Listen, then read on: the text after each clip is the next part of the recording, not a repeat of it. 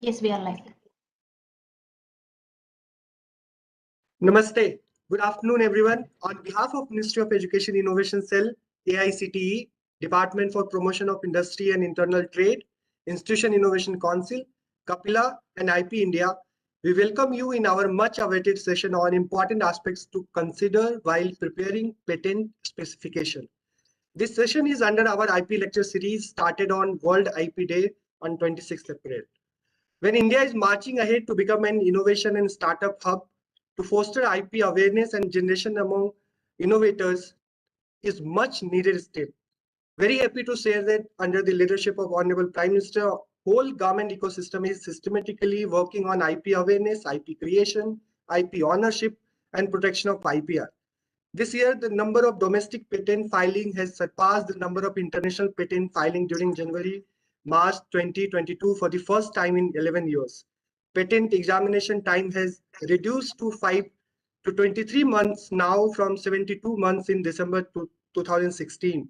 Patent filing fee has been reduced by 80% for eligible educational institutions, and there is a 10% rebate in fees for online filing of trademark application.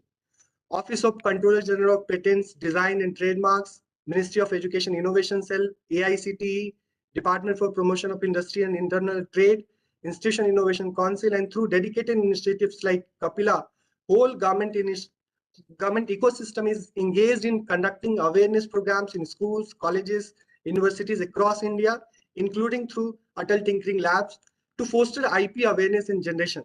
With this note, it's my great pleasure to introduce Dr. Dinesh P. Patil, sir. He is working as a Deputy Controller of Patents and Design and Head of Office Technical at Office of Controller General of Patents, Design and Trademarks, Department for Promotion of Industry and Internal Trade, Ministry of Commerce and Industry, Government of India. Dr. Patil is having PhD in biochemistry and having experience of almost 20 years in Indian Patent Office in various capacities. He started his journey as an examiner of patents and design on 11th June 2002 till 13th January 2019. Then he worked as Assistant Controller of Patents and Design and Group Leader GL of Biotech Examination Group from 14 Jan 2019 to December 2016. Prior to his current portfolio, he has also served as Deputy Controller of Patents and Design and GL of Biotech Examination Group in IP Office, Mumbai from December 16 to July 2018. He was the part of many foreign training and delegation, including obtaining training from Japan Patent Office on patenting of pharmaceutical inventions and European Patent Office on patenting of biotechnological inventions. He attended 21st, 22nd, and 24th session of Standing Committee on Laws of Patents at World IP Organization, WIPO, Geneva as delegation from India. We are delighted to host Dr. Patil, who has immensely contributed in preparing and finalizing patent examination guidelines for patent examiners with respect to traditional knowledge, biotechnology, and pharmaceuticals. Before I invite Dr. Patil, I will request all our viewers to kindly share your questions in YouTube chat. We will take some questions. Over to you, sir, requesting you to kindly deliver your talk. Thank you, Abhishek, and good afternoon, ladies and gentlemen. So, you may be aware that the day before yesterday, we started this series with the topic. The first topic was translating the ideas into the invention and what needs to be done by the researchers. Then the yesterday's topic by Dr. Malti. First topic was, of course, by Professor Dr. Unnat Pandit, our Controller General, and the yesterday's topic was important about the documentation and assessment of patentability by the researchers. And in continuation of that series in a sequence, today is a important aspect to consider while preparing the patent specification. So before going directly to look at what is required or what important aspect one should consider while preparing a patent specification. Yesterday also you might have seen a legal language in legal term what is a invention first of all, because patents are granted to the invention and not discoveries, and therefore what patent specification is required for an invention, For that matter, you must know what is invention first of all. So I will take you just through a couple of sites before directly going to the patent specification aspect. So if you see the invention in terms of the legal language, invention means a new product or a process involving an inventive step and capable of industrial application. So to illustrate it further, we can say the invention as per that definition into the patent law, that invention must be either a product or process, and that product, first of all, a new product. It should be a new product, and it should have inventive step and industrial applicability. So now three aspects are important when one should talk about an invention, that is novelty, inventive step, and industrial applicability, that is industrial application. So now what is inventive step? So inventive step can be judged in the patent office based upon the technical advancement as compared to the existing knowledge. So existing knowledge means prior art. The patent office used to do the prior art search. So patent office will compare the invention before the patent office filed in a patent application with reference to the existing prior art or knowledge. At the same time, there can be other criteria to judge whether that invention is inventive or not. That is a economic significance. And when these both, that is technical advancement or economic significance, either दोनों में से either technical advancement or economic significance. Additionally, that invention, that is product or process, shall be non-obvious, means it shall not be obvious to a person skilled in the art. Now, when we will be looking after in the coming slides about the person skill in the art and the ordinary skill in the art, these are two different terminologies. But for evaluating whether that particular invention is obvious or non-obvious, the role of person skill in the art is very important. And in other aspect, there is a person of ordinary skill. But for inventive step, you should remember that it should not be obvious to a person skill in the art. So new, inventive with these three aspects, and next criteria is of course industrial applicable applications. So either that product or process can be made in industry or it can be used in industry, so that you can justify the industrial applicability of that particular invention. So this is briefly about the product or process, their novelty, their inventive step, their technical advancement, economic significance, and again a most important aspect, that is non-obviousness to the person skill in the art vis-a-vis existing prior art. So that non-obviousness is of course with reference to the prior art. I cannot simply say being an expert that this is obvious to me. I need to cite a document, a prior art document, and based upon that prior art document, I will be saying that it is obvious to a person skill in the art. And last is the industrial applicability. So this all skeleton finally makes any product or the process as an invention. Therefore, a mere idea which is not a product or process is not an invention. Simply a bucket fitted with a clock and torch, you can see it is not having any technical advancement. Or method of throwing a ball into the cricket match, it may not have a industrial applicability because it is not made in industry or it is not used in industry. So this is just briefly about the invention, because invention is a crux for which the persons used to apply for a patent. So this is all about the invention as per the patent law. So when there is a problem and person thinks about that problem, he may invest research and do some development, and that idea gets converted into a invention. So that invention can be a product and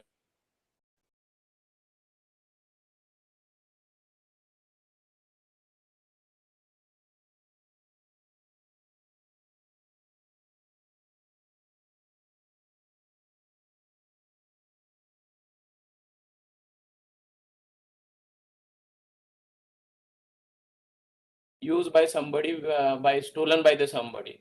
So what are the options available when you provided a solution to that problem, but you want a protection for that particular problem, a particular solution, whatever solution you have provided, that must be owned by you. So there are two options: either you keep that as a trade secret, but engineering behind that product can be deduced by others through reverse engineering aspect once that product or the process goes to the market.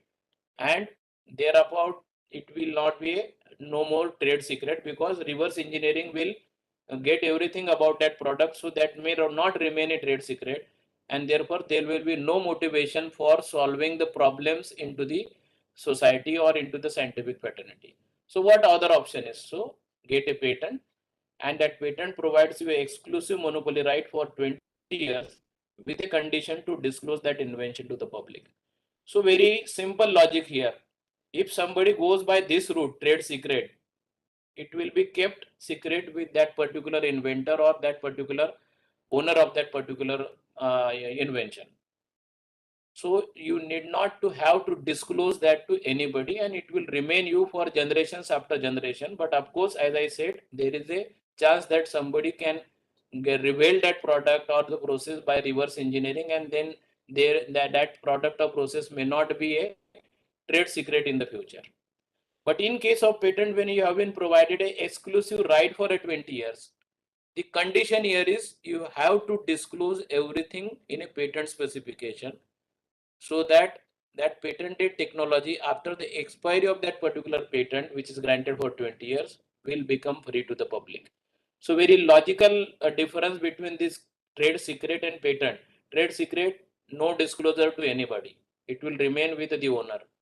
But when you are applying for a patent, you are supposed to disclose that particular invention into the patent specification to the government, and that government, after certain time, as per the law, will publish that particular invention for the knowledge of the public, and thereafter that particular technology, that process, that product falls in a public domain. So this is the basic difference between trade secret and patent.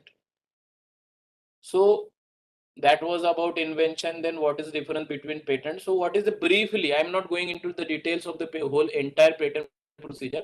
Briefly, when you have an invention, first you are supposed to file a provisional application. It is for Indian applicant, of course.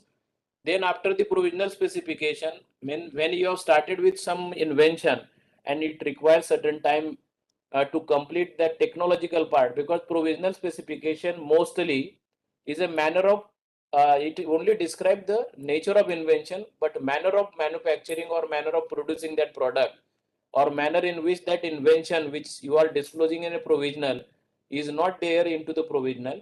Therefore, after a 12 months period, after filing a provisional, you are supposed to file a complete specification disclosing not only the disclosure of description of that invention which was there in provisional, but now in a complete, you are also supposed to disclose the manner in which the invention which is described in provisional will be performed. So that manner is enabling disclosure and the claims. So within 12 months, you are supposed to file a complete. If you do not file a complete within 12 months, your application gets abandoned under section 9(1) of the Patent Act, but it will not be published. So it will remain with the government custody. So there is again possibility that the person who could not file a complete specification within 12 months because of his own reason can certainly file a fresh application along with a complete, and because of a no publication of that abandoned provisional application, the novelty of that particular invention which was disclosed or described into the provisional is still retained, and the inventor gets the benefit of that non-publication. So there can be another way in case of foreign applicants. Suppose you are working in some foreign laboratory, so you can file a first application in a convention country abroad, and within 12 months from that convention application or basic application in that convention country, you can file a complete specification for getting a patent into India. Or rather than filing a convention application in India, the foreign applicant or foreign laboratory persons can file a PCT international applications designating almost more than 150 countries at a time in that single international applications. So there will be single filing date and single priority date. So after getting that PCT international application search, examine and publish at the international level, again you can enter into the national phase with that complete specification after 31 months or within 31 months, not after. So within 31, if you 31 month will be counted from the zero date, that is the first filing, Within 12 months, you will be filing your PCT international application. Thereafter, that will be searched and examined before that publication, W0 publication. It is not a world patent, it's an international publication. If somebody comes to you that I have a world patent or international patent with that W0 number, blah, blah, blah, with A1, A2, don't be under impression that that is a world patent. That is simply a international publication of your PCT application at the end of 18 months from the date of priority. So after that 18-month publication, you still get some time to decide whether I shall enter into a particular country which are designated in a single application. So suppose you have selected India also, so you can enter within 31 months into India with that complete specification, and that application will be treated as application before the controller. Thereafter, that application goes for publications after 18 months, because in case of this particular cycle, PCT International 18 months is already completed. But for this domestic route or the conventional route, after completion of 18 months, that application gets published. In case of a Indian applicant, there is a provision. If you have filed a provisional application or directly complete application, but 18 months will be the statutory time. But there is a optional provision to get a early publication. So you can get your application published early, and there are the benefits of early publications. Normally it happens at the end of 18 months, but if the applicant is interested to get his invention published early, so there is an option for an early publication. After the publication, simply filing and publication is not enough. The applicant needs to file a request for examination, because filing was that time a priority to get a particular date into the patent office to secure a novelty.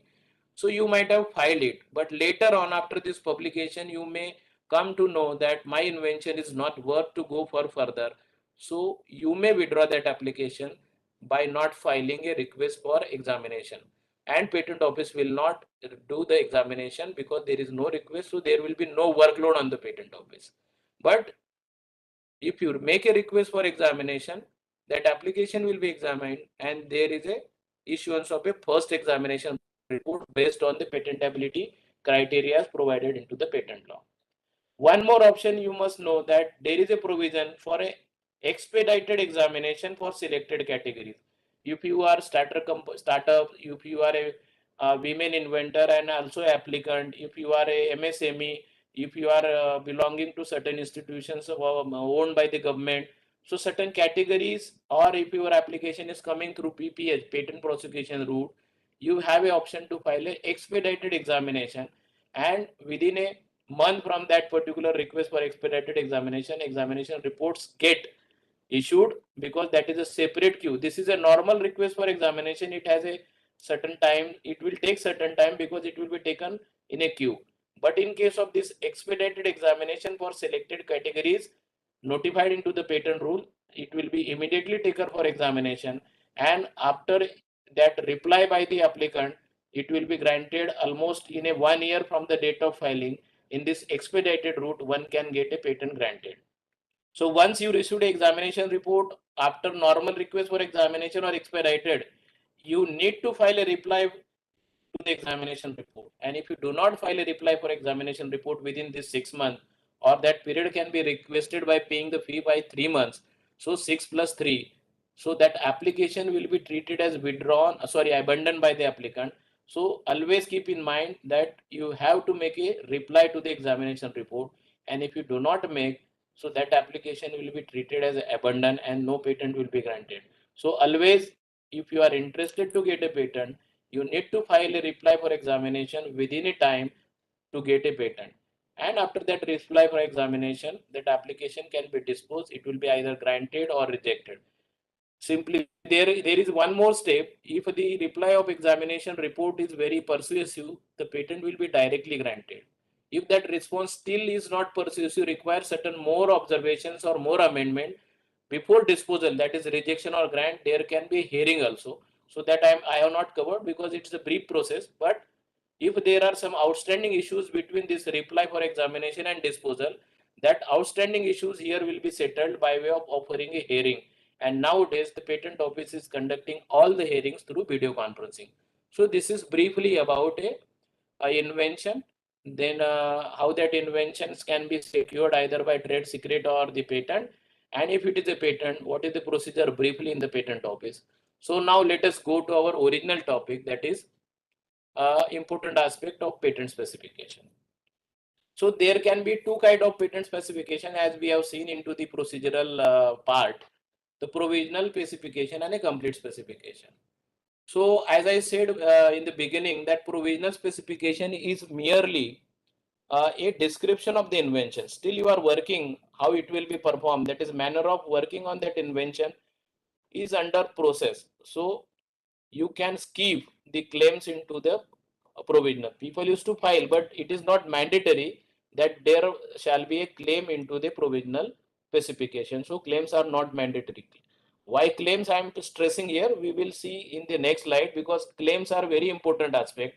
If the patent is granted in future, claims is nothing but a patent. So this claims is a very important part into the patent specification.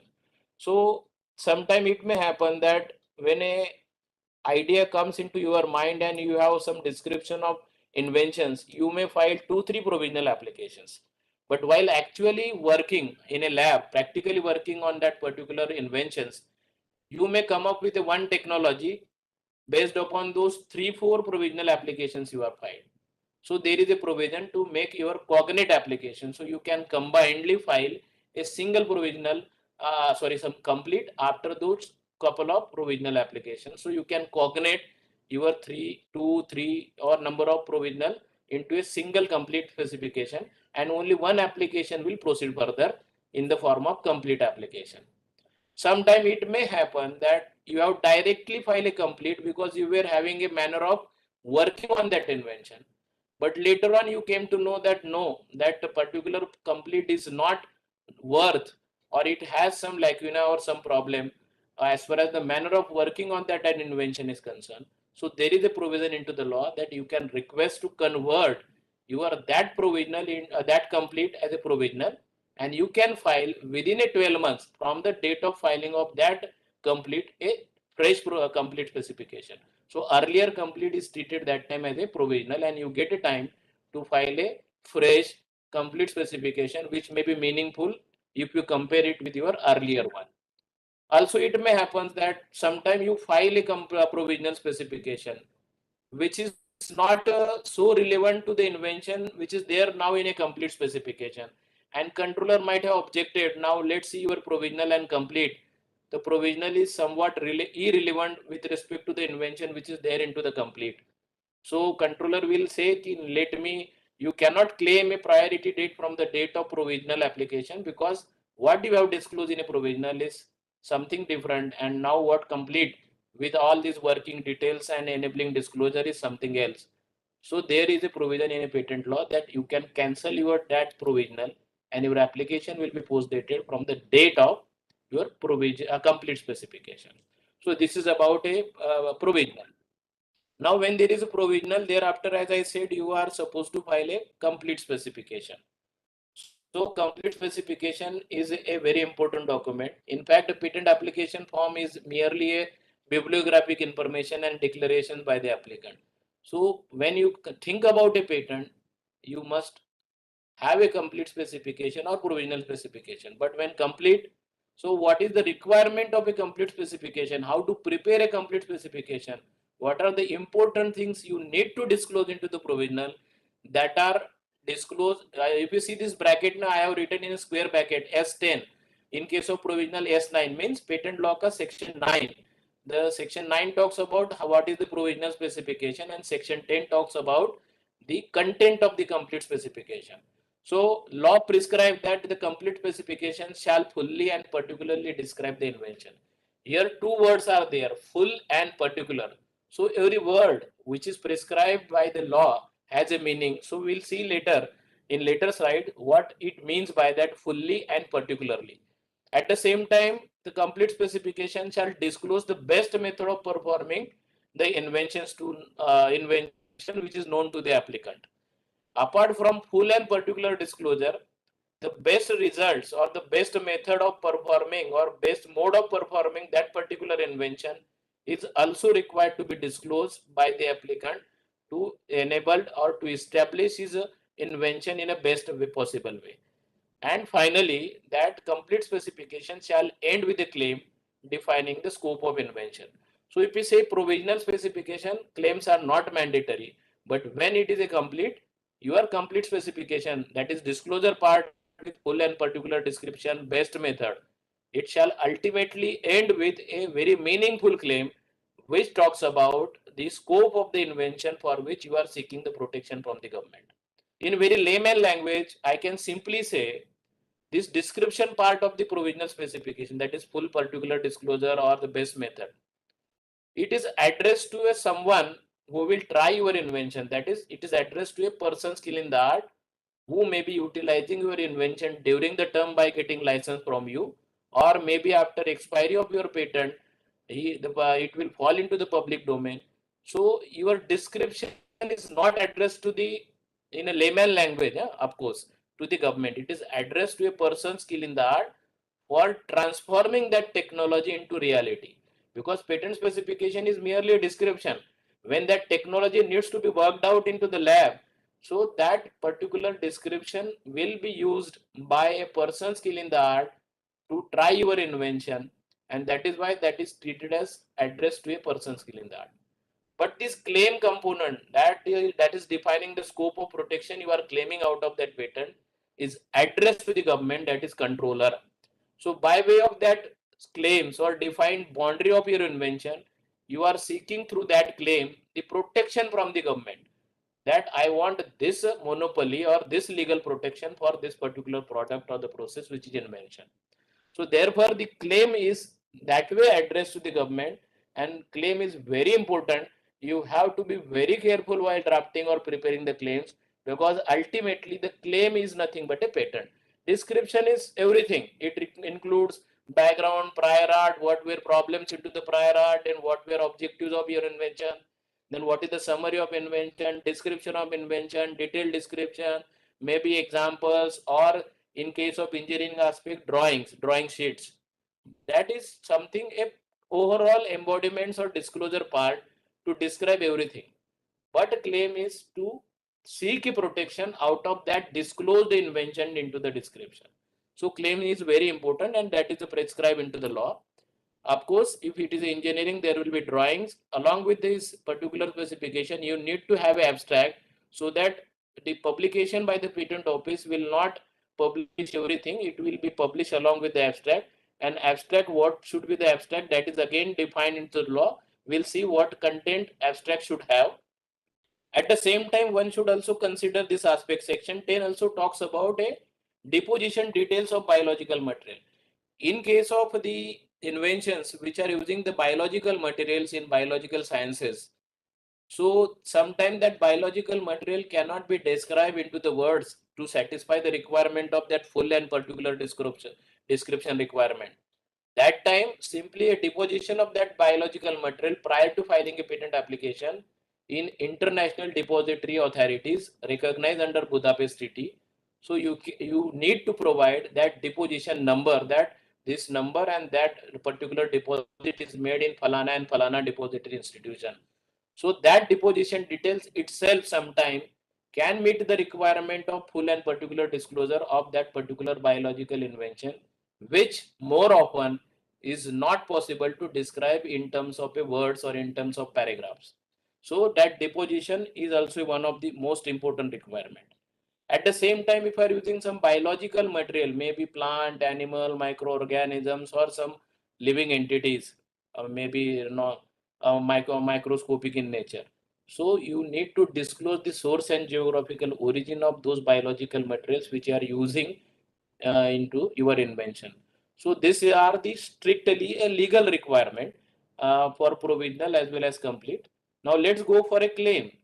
As I said that claims define the scope of invention for which you are seeking the protection. So claim is a very crucial part of your patent specification or patent application.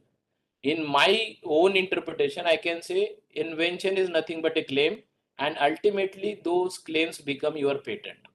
So that when I said I have a patent for this procedure, so everybody will ask, let us show your patent claim. So that is why invention claims is equal to directly a patent. So claims are very important. They define the scope of invention. As I said, the claims define the scope of invention for which protection is sought. So what way that protection can be defined? That protection can be defined in terms of a technical term. If it is a product, if it is a apparatus, if it is a process. In case of process, you need to have a process steps. In case of product, you need to have its ingredient or its structure. In case of apparatus, you need to define the components in that apparatus. That is why the scope of invention will be defined in terms of a in by way of a technical terms. And one more requirement into the patent law, that invention shall relate to a single invention or to a group of inventions linked to form a single inventive concept. So many times, even in a complete specification, you may disclose number of inventions which are not falling within a single inventive concept. So therefore, there can be a provision of a divisional application. That is altogether a different issue. We'll not go into that, but try to put a single invention into one patent application, or maybe group of inventions which are falling within the definition of that single inventive concept in a one application. There should not be plural inventions or distinct invention in one patent application. Then claim shall be clear and succinct. This shall be relating to single invention. Here means claims of that invention, not a description. Claim shall be related to single invention or group of inventions relating to a single inventive concept. And a very typical requirement that they shall be clear and succinct. Some ambiguous claim or some which are not clearly defined in terms of a technical language or technical sense, what is product and process. You are only talking about, I have invented this, I have this, nobody has done is this. So this is not a way to define the invention in technical terms. So therefore, technically, they should be clear and succinct. And very importantly, they shall be fairly based on the matter disclosed into the specification. So as I said, description is one part and claims is another part.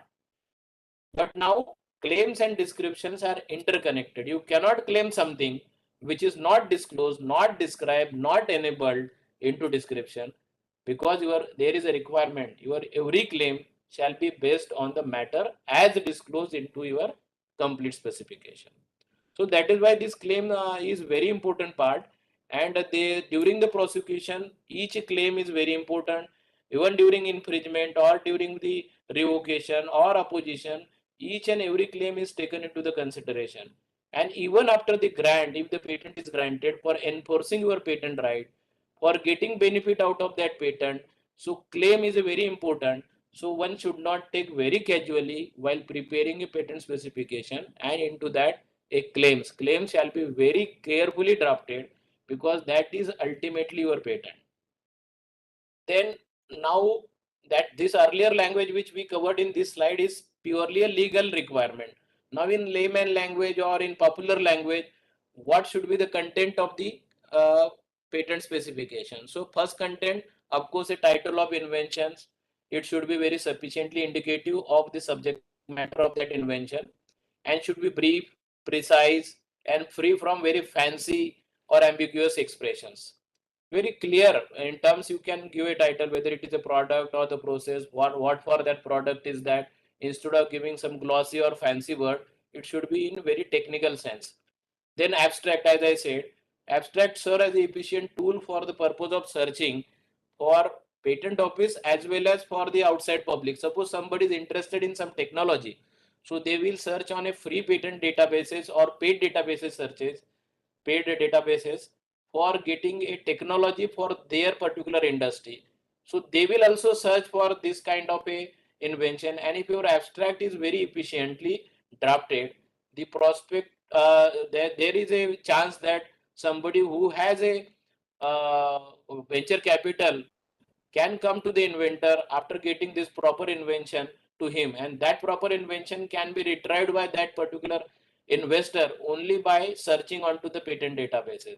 And for that matter, your abstract serves either way, also for a patent office to search or to publish your invention, and also to the prospective users of that in technology. So abstract should be very clearly indicating the technical field to which the invention belongs, then technical problem which the invention relates, then solution to that technical problem which you are providing, whether it is a product or process, Then principal use, what is the use, what was the technical field, what was the technical problem, now what technical solution, either a product, process or device you have provided, and what is the principal use. There can be a couple of use, but what is the principal use that must be there into the abstract, so that abstract become very meaningful, not only from the patent publication point of view but also from the commercialization angle. Then the next content into the patent specification that is complete can be a prior art. Now when you have identified a technical field, you know the problem. So how you will come to know about a problem? By way of searching a prior art. This was a prior art and there are a problems into the prior art. Now status of technology in the field of that particular prior art you will be summarizing, and at the same time you will be citing that particular prior art which can be a closest prior art, and you can even point out what are the problems that prior art was solving, but still there is a chance to provide a further solution. So you can identify the objective of invention of your invention over that lacuna into the prior art. So simply listing a prior art is not enough. You are also required to identify what are the problems into that prior art, and as an inventor, what solution now you are intending to provide over that problems into the prior art. So accordingly, after getting a problems into the prior art, you will be deciding the object of your invention. So that object of invention will have a technical problem associated with that existing technology, and the solutions for that bringing out difference between that claim, invention and prior art. So you need to have an object that in view of those differences, those problem in the prior art, what is the object of my invention and what solutions you are providing for those problems. So now that solution will be your invention. So now you are supposed to disclose thereafter summary of that invention. So brief before that detailed description. So now you briefly talk about what is a summary. Summary can be simply sometimes your claim one of that particular or the claims as such. Whatever claims you are intending to include into your patent specification can come as it is into a summary of your invention, so that there will be no objection by the patent office that your claims are not fairly based on the matter disclosed. And in a summary, you will be briefly explaining what all about you are going to claim into your patent specification. So statement that clearly set forth the distinguishing feature of invention which you desire to have a protection. Then for this particular invention, which may be sometime a device or apparatus or equipment or a system, there can be drawings. In case of engineering, certainly there will be drawings. In case of chemistry, there may not be drawings. Chemistry or biotechnology, of course, biotechnology, there is a sequence listing.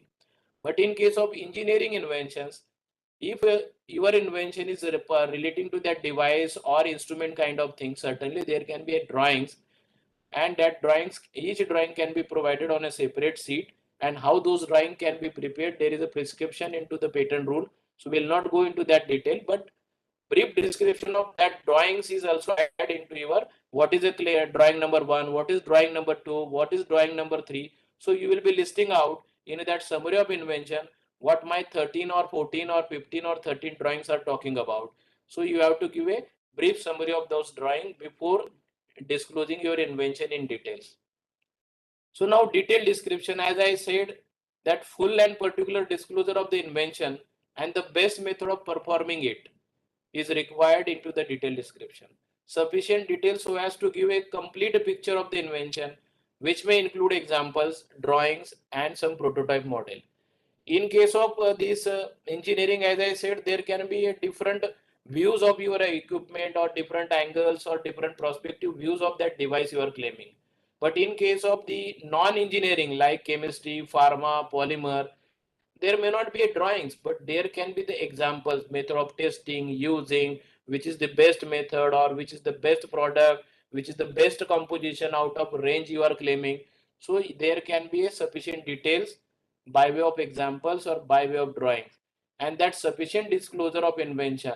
So as to now, as we saw the definition of invention, there we saw when I am evaluating in a patent office, whether that particular invention is inventive or it is non-obvious to a person skilled in the art, that time as a controller, I will enter into the shoe of a person skilled in the art, because person skilled in the art may be post-doctor, doctorate or postgraduate in engineering, and if I show the present invention and some couple of prior art document, and if that person is postgraduate in engineering or engineering in science and technology, I will refer that matter to him that see, these are the prior art document I have with me, because in case of novelty you need a single document to anticipate all the features, but in case of inventive step I am permitted as a controller to make a combination of two documents. So whether that combination of two documents is talking about what is claimed in this particular application, so I need to enter in a shoes of a person skill in the art. So now person skill in the art here will be postgraduate or doctorate in case of engineering or science subject. So therefore, when we are objecting that this particular invention is not inventive or very obviously a person skill in the art, we are utilizing the notion as a person skill in the art. But now if you see here in case of this content of the complete specification, because you may be knowing that patent specification itself shall be very sufficient. No trade secret or know-how can be required after the expiry of a patent, because certainly when my patent gets expired, I will not give any additional information or technology to the person who is using this invention free of cost after the expiry of a term. So logically, patent specification must be fully particularly describing each and every embodiment of the invention, so that without any additional help from the inventor, a person who will be trying that invention in India shall be capable to transform that technology which was disclosed into a patent specification. But whether my patent description is sufficiently enabling, so here in Indian patent law, there is a difference. I am not using here a notion as a person skill in the art. That time I will be using a person of average skill.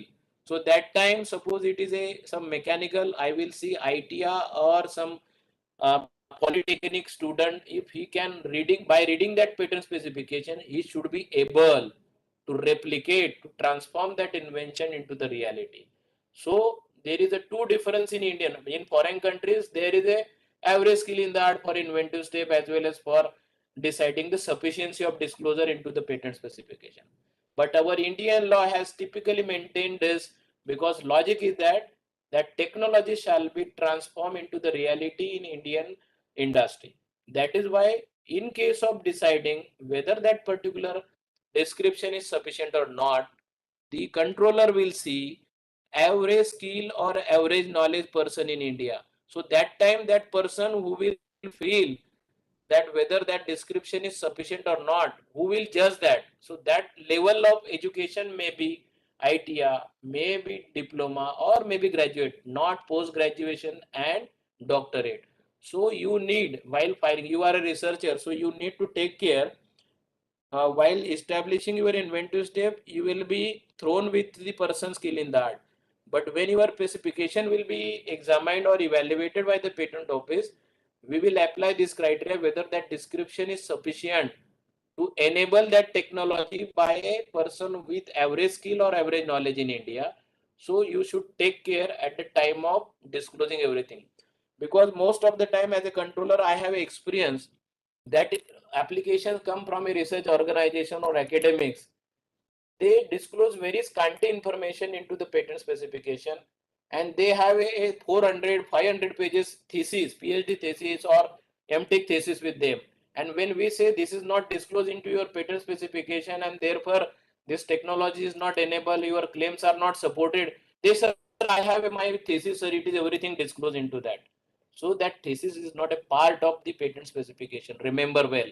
So that is why content of the complete specification shall be very much enough on a date of filing, because scope of amendment is very restrictive. You cannot later on bring some additional information which was there into your thesis. So that is why this aspect one should also take into consideration, because merely grant of patent is not enough. After grant of patent, it can be challenge in opposition, it can be challenge in revocation, it can be challenge in counter revocation at the time of infringement suit.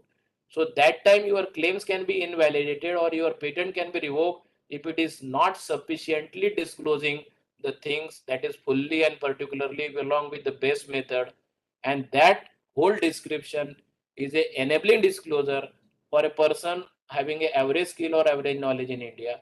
So try to put the most of the embodiments to perform that invention into your patent specification. Do not keep something secret. Otherwise, you will patent after you may get a patent from the patent office.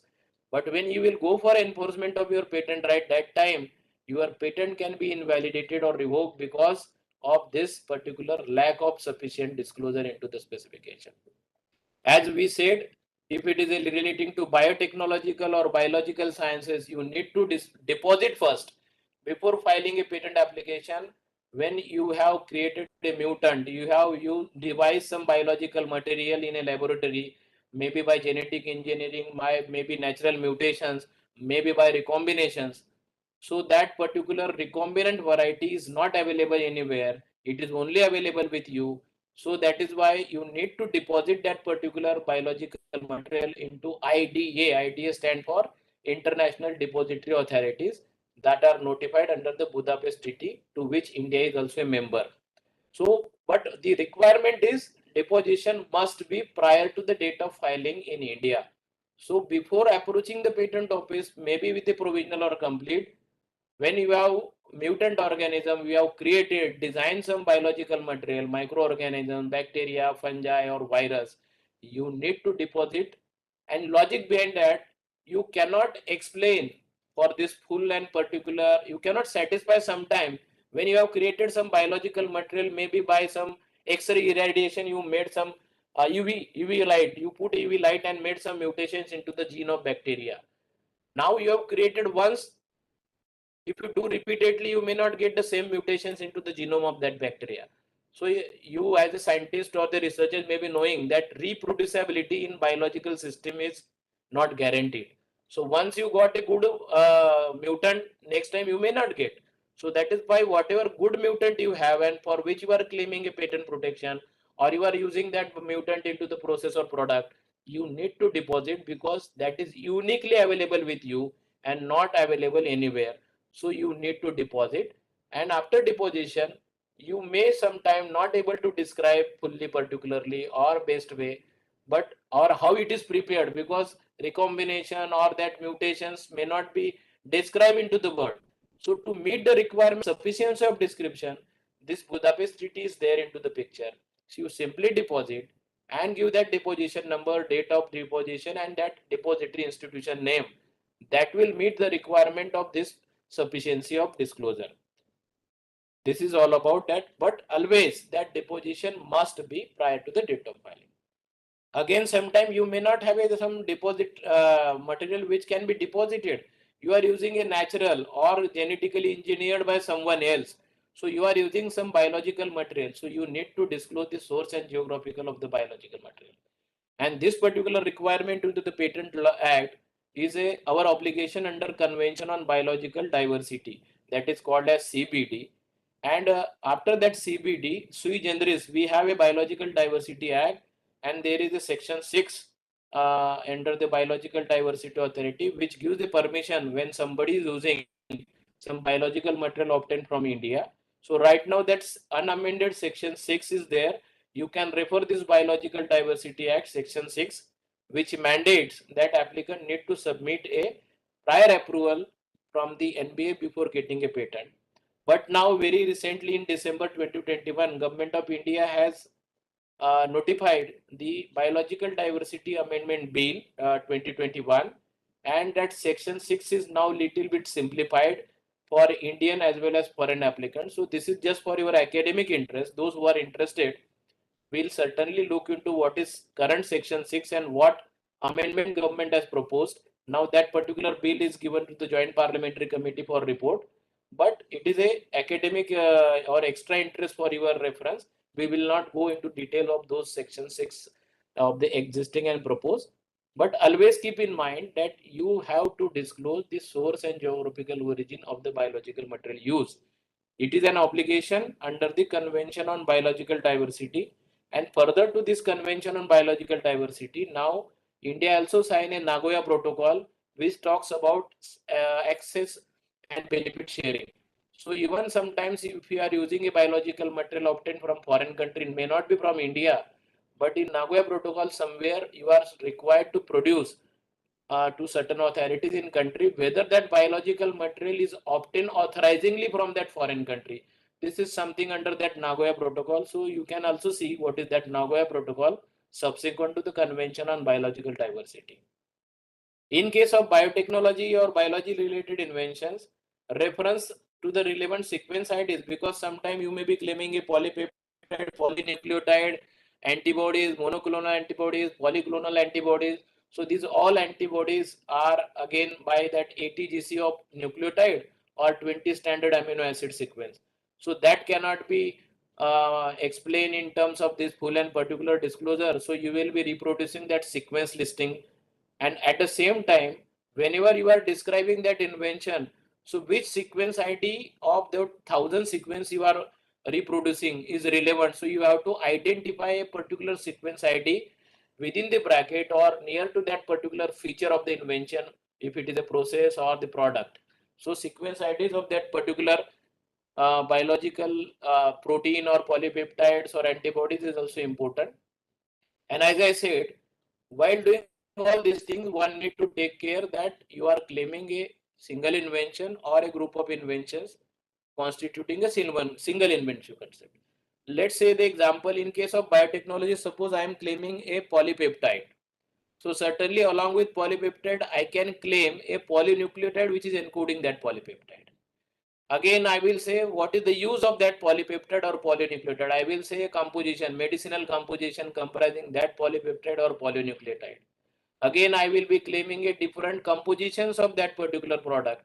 At the same time, I can say how that polypeptide or polynucleotide prepared, maybe by genetic recombinations into some host cell, and then I got that new gene. I recombinantly produce first of all a gene, then I put that gene into the host cell, then that host cell produce that particular polypeptide or polynucleotide. Now that polypeptide is interferon, that is monoclonal antibody, that is biologics. So these different sets of independent claims pertaining to that particular polypeptide or polynucleotide will be a group of inventions falling within a single interest. This is a best example to explain how you can have a multiple independent claims in a one patent application, but they are falling within the umbrella of that single inventive. You can say protein, polypeptide, gene, host cell, composition, method of preparation, their application, their use, sometimes method of treatment. One more aspect, now when I talked about this biotechnology, if you see the Indian Patent Law section 21J, what is invention? Section 3 and 4, what are non-patentable inventions? Suppose your invention is really worth to go abroad.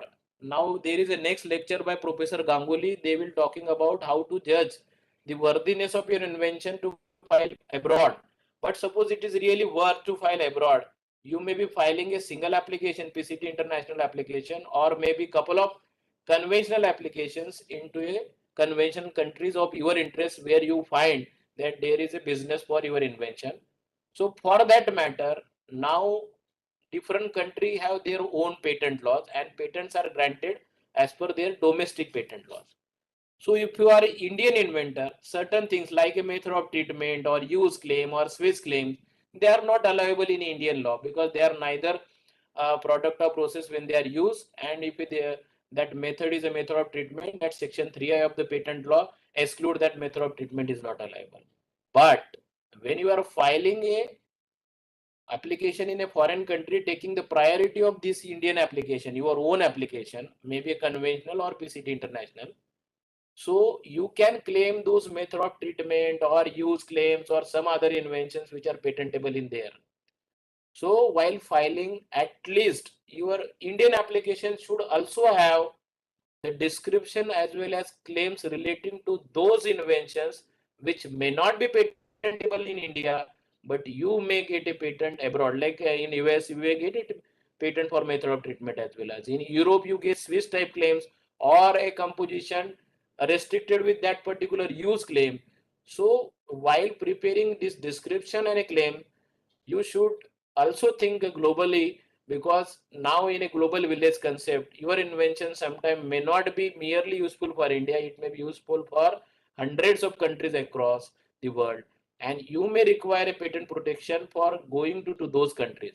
So while preparing a patent specification, you should also have all embodiments into the description as well as couple of claims to those matters, so that you can say my Indian application whose priority I'm claiming here in US or in Europe or in UK or in China, in Japan, have that particular disclosure as well as claim, and that is why I am entitled to claim that invention there into that country. So this is also one of the important aspect when one is thinking about going abroad.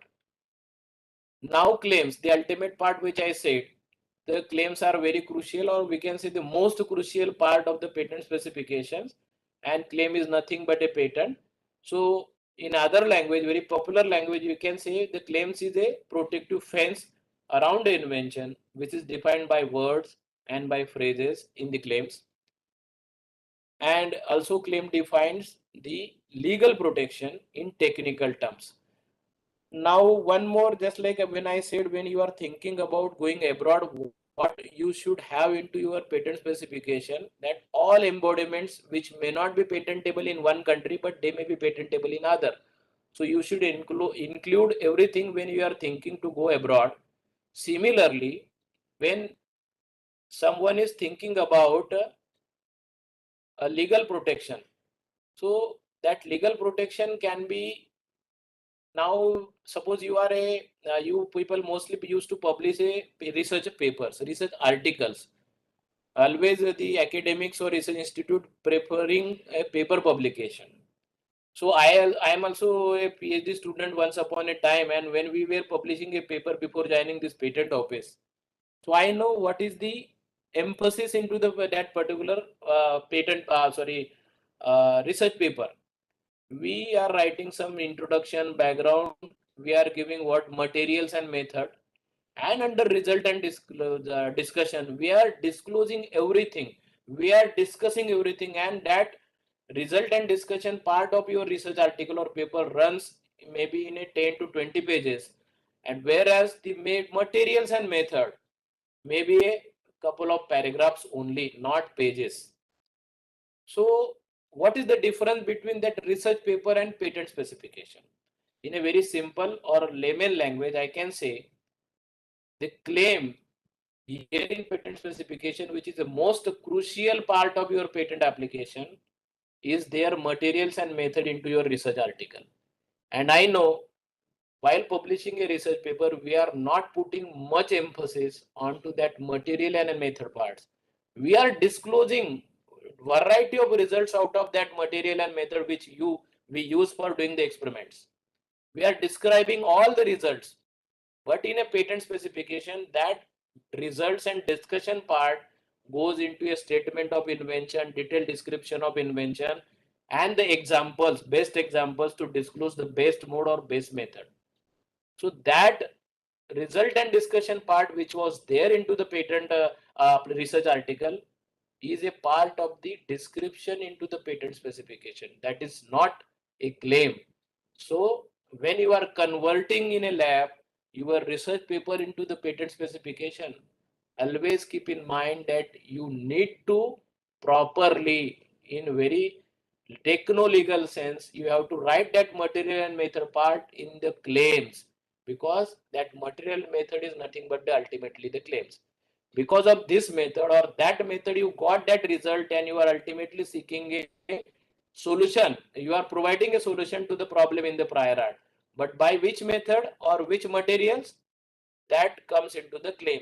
So always try to convert a research article into the patent specification by putting a great emphasis onto your materials and method part. This is simply may not be in a legal sense, but in layman language, you can simply think about converting your that materials and method with all other embodiments to claim a patent protection. But to my understanding, what you are putting into the research article is not enough to come up with a very meaningful claim, and in terms of techno-legal language, because that patent research paper is not a techno-legal document, it was merely a technical document scientific document. But now when you come for a patent, that patent specification becomes a techno-legal document, because in a legal terms you are seeking a scope of protection out of that technology which is there into that technical paper. So there is a difference, research article and patent specification. Research article is purely technical, whereas the patent specification is techno-legal. While preparing the claims should not be too broad, otherwise you will encroach upon the subject matters of others, and in future your patent application or your patent may be invalidated. So I'm sorry to interrupt. So we are right now 3 o'clock, sir. Okay, so just give me 2 minutes only. Yes. And now you see there is as I already covered, that you should take care while putting a complete specification that everything is disclosed on date of filing, because there is no scope for further amendment. Only amendment by way of disclaimer, correction and explanation are possible, simply for incorporation of actual facts, and you cannot add anything which was not earlier claim, or you cannot add something which was not disclosed. So scope for amendment in patent specification is very restricted. So you should take care at the time of filing only. Similarly, there is a chance that during the pre-grant and post-grant appositions, if your patent application is not sufficiently and clearly disclosing the inventions, or not disclosing or wrongly mentioning the source and geographical origin, these are the ground for opposition.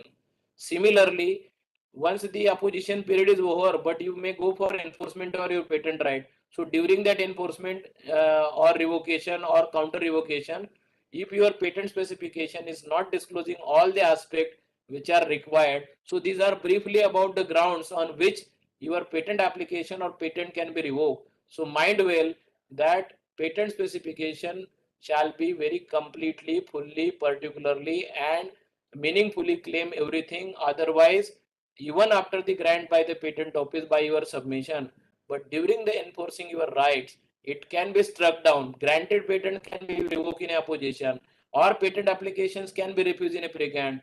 And even after 10 to 20 years during the enforcement of your patent rights in infringement suits, even the alleged infringer can invalidate your patent because of a insufficiency which is disclosed in this ground. So this is all about. Thank you.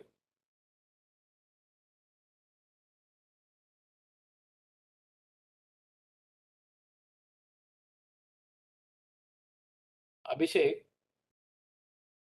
Thank you, sir. Thank you so much. It was really wonderful. So thank you so much, Dr. Patil sir, for your insightful and very informative talk. All points covered in your talk will be very useful for the audience to be informed about the processes, the technical aspects involved in it. Thanks again for your word of wisdom. Thanks to all our audience for joining this session. With coordinated efforts by the various stakeholders, especially Department for Promotion of Industry and Internal Trade, IP Office, Ministry of Education Innovation Cell, initiatives like Institutions Innovation Council, Kapila, has led to increased IP awareness among all strata of society. Due to policy changes and encouraging environment, these efforts have led to an increase in the number of IPR filing. Also, thanks to IP Office efforts and especially to you, sir, the tendency of patent application at IP Office reduced significantly. Definitely, all these efforts will take India a step closer to its ambition of being in the top 25 nation of Global Innovation Index. So thank you so much, sir, for your time and for guiding all of us. I hope this session will help so many, especially to the IAC institutions who are continuously working on creating a kind of culture of innovation. And no doubt, patent filing aspects will be a very crucial, will play a very crucial role. So thank you so much.